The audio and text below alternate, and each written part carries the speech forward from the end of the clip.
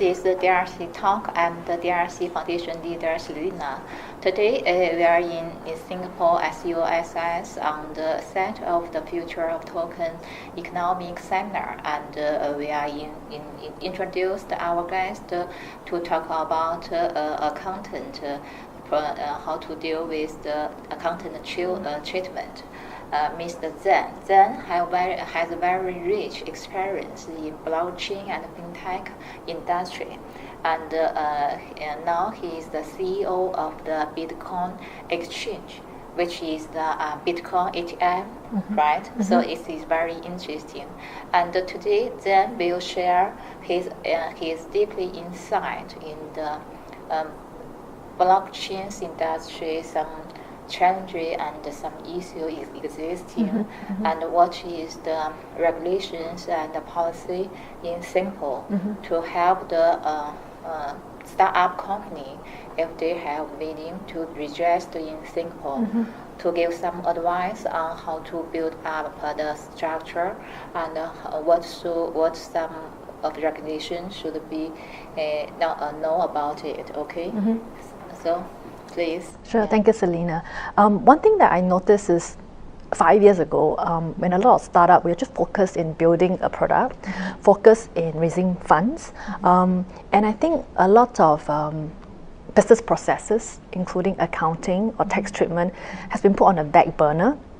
And with all the impending regulations coming, or fund has been raised, and I do have people calling me up and say, oh, we have raised X million. How do we treat this on the accounting books? How do we treat it on our books?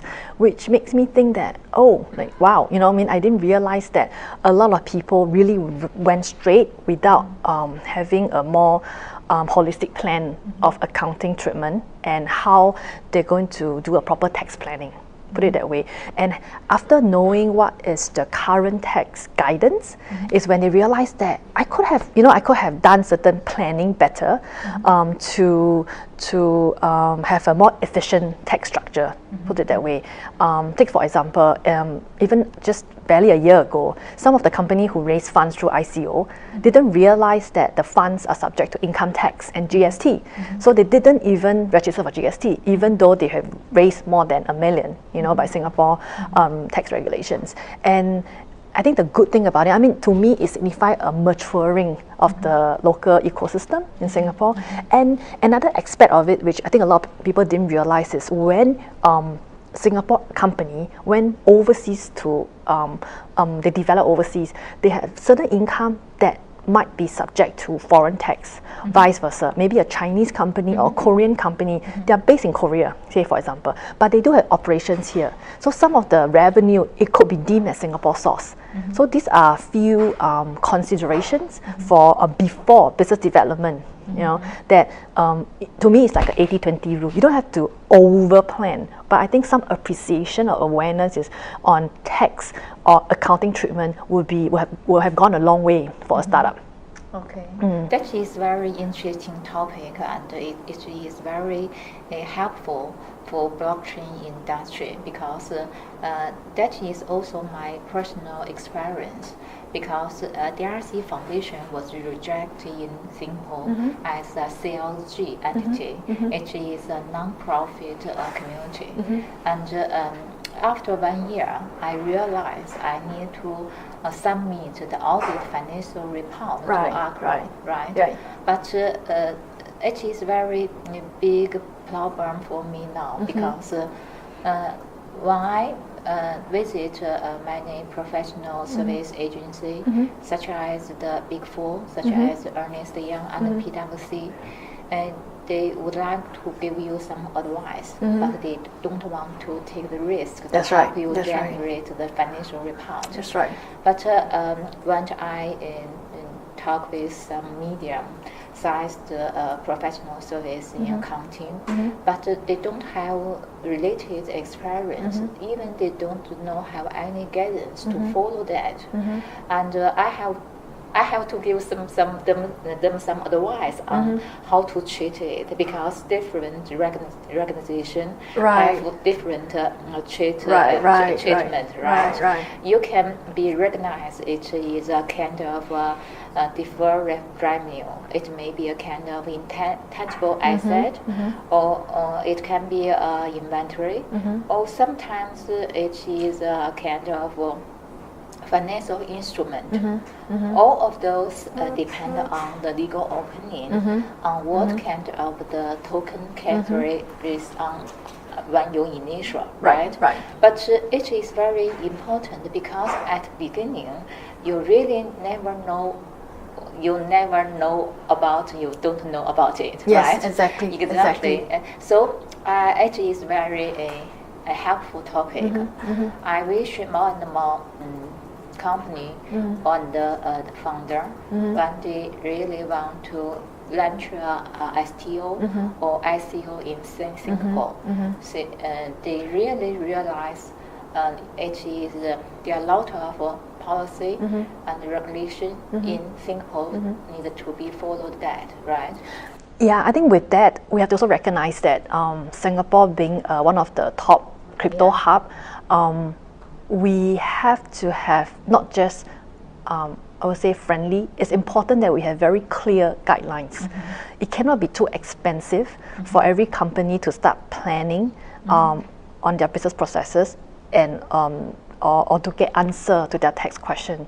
So I think right now, because the current both accounting guidance and tax guidance have very few clarification or examples of crypto assets. Or and when you think about just even the ICO fundraising part, because it's a utility token, and a lot of times when you have a white paper, you could pivot. You know, your token has different utility and has different kind of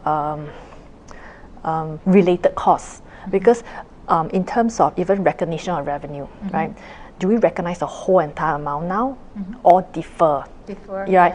And then if we defer, what kind of guidance are we relying upon? Like you say about what kind of asset is that? That's how we're going to defer it differently, and what kind of relevant costs are considered acceptable, deductible. Okay, you know, of course, so all this we are right now. Most people are relying on existing tax guidance for other industry. And I think hopefully, hopefully, if Singapore were to want to be ahead, or any country to be more like a crypto hub, I think more clearer guidance needs to be out. So for cryptocurrency company, it's really totally different with a traditional company, because in cryptocurrency company, you have the token which is raise the fund. You get raise the fund from the investors, such as Bitcoin or Ethereum, and you also have the token you generate to pay for the contributor in your community, and both of them should be booked on your accounting. They should be matched in a sense. And sometimes it can be charged as the deferred income, but once it transfers into the fiat currency, it can be converted into the income, right? So it is looks very complexity, right? Yeah, it shouldn't be. That's why I think that, and I think accounting and tax should be an enabler. That means help whatever business model or product to.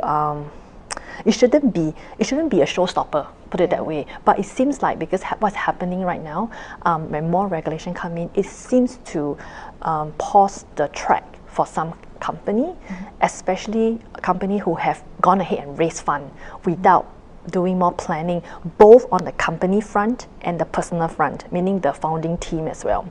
And there are also industry, for example, the OTC trade, or if you're a payment processor, when you are deemed as a supplier of crypto, for example, there's another whole area of different guidance for different country as well. So I think sooner or later, give it a few more years, we would think that some country, probably maybe Singapore, will come out with a clearer taxation guidance, and with that, it has to be also more double taxation will be a problem, right? Even if one country, and most of the crypto business model is international. So there will be a double taxation issue coming up. Even right now, if in Singapore, let's say if you were to buy cryptocurrency, you pay GST, and this is utility tokens. When you actually redeem your utility token, you are going to pay GST again. So even within the one country, you already have double taxation issue, not to mention when you do a cross-border. Yeah, so I think this is a whole new area that it will be interesting, I think, for both of us with accountancy background to see the development in this front. Yeah, because both of us have a similar background in accountant, and so I'm very deeply research on this and make some survey on this market current status. And I think it is the potential issue, and which the regulation or supervisor will public some standardized practice. Especially, it should be done by the international, such as national accountant standard, right? Because cryptocurrency is not belong to any country; it belong to the global, right? Yeah. So based on your experience, do you have any advice for those person for startups or for companies? For startup company, if they want to launch a STO in Singapore. Okay. Yeah. Just STO? Yeah. ICO as well? STO or ICO. Okay. I think before any kind of offering, it's important to get professional help in terms of accounting wise to find out what will be the implication if you are going to have a STO or ICO or hybrid. Or you're going to pivot later with intention to later on. I think it's important to share with your professional service provider what you're going to do, the whole plan. Yeah, from now and your whole plan, and then to find out whether is there any changes or tweak that you need to do for better tax planning, for example, and any sort of implication, because a lot of people didn't realize that even for advisor, if you are given the token now, even though it's token, that is not there's no market value currently, but because you're given, you're taxable this year, but they can't sell their token because it's not in the market yet, right? So maybe what they could have done is that don't receive it in December, ask the company to receive to pay them in January. It's as simple as that. They have 1 year to actually make the tax payment rather than receiving something that is cannot be sold, and your tax liability is a few months' time.